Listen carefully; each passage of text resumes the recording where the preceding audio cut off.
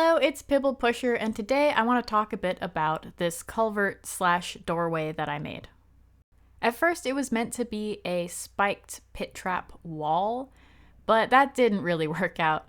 I had the good foundation of the XPS bricks hot glued together though, and I didn't want to let that go to waste. So I tore out the bottom, and I used the extra bricks that I'd taken out to make the arch. The arch, I simply used a toothpick container as my sort of frame and then hot glued the bits together until I had a nice arch. The arch fit perfectly, which was just a coincidence, in my existing wall, but as you can see, there were some pretty big gaps. I was able to fill in a lot of those gaps with other bricks that I had kicking around or scrap from the wall. There were still more gaps than I was happy with, and the methods I looked up for filling these were largely too heavy or use supplies I didn't have, so I got creative. If you've seen my other videos, you know that one of the ways I make my own flocking is by grating up floral foam, so I have a lot of this kicking around.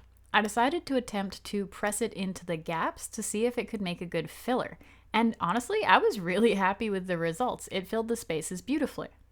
But it did introduce a unique problem when I went to glue and paint.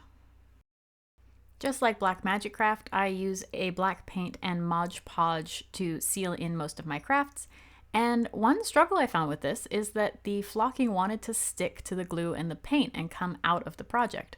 But the workaround here that I found is to really saturate it with glue, like put it on way too thick, and then move on, paint the rest of the piece, and let that absorb. Once that's happened, you can very gently wipe away the excess and you're left with a much more reasonable level. Alternatively, you can just let the excess dry. It turns out fine, honestly.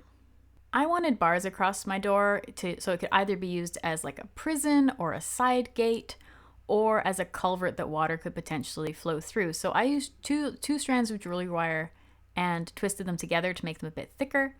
I glued together a few of those to make a grate shape and then stabbed that into my doorway. It wasn't perfect, but honestly, I'm pretty happy with it. Once I found a placement I liked, I just glued it in place. All that was left was to paint, and of course I did my usual dry brush of dark gray, light gray, a little bit of green, a little bit of brown, and a dusting of white. And I always love how this turns out. I think it's going to go really well with my ruined terrain. Oh, and one more thing, you know me as Pibble Pusher, but I also go by Xenia Platten. I wrote these books, so if you like fantasy games and think you might like fantasy books as well, do check those out in the description. It would help me out a lot. Thanks so much, and take care.